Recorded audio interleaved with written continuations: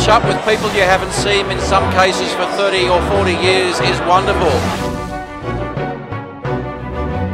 Of course, the downside is the reason why we're all here, the fact that the once great 2UE newsroom that led the pack for such a long, long time is now no more. After 2 inquests, thousands upon thousands of words, speculation and innuendo, the jury of 3 women and 9 men have decided the fate of Michael and Lindy Chamberlain. The courtroom was hushed and the atmosphere electric as the foreman announced the jury's decision.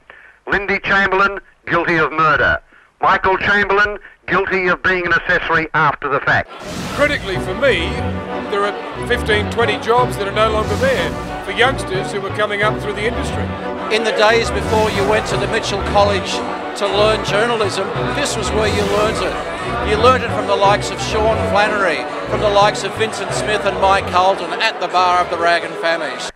The media room has erupted as journalists rush for the phones and radio links to tell the world of this decision, something that has been awaited for nearly every Australian for over 2 years.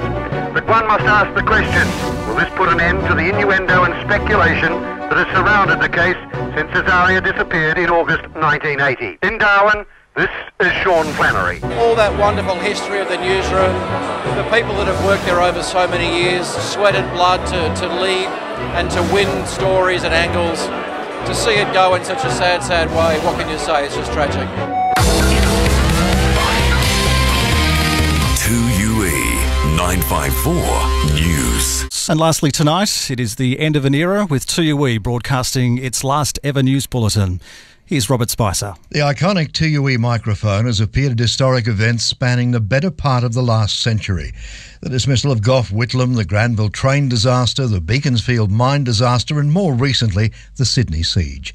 2UE has covered every significant news event over the past 90 years with some of the best journalists in the country.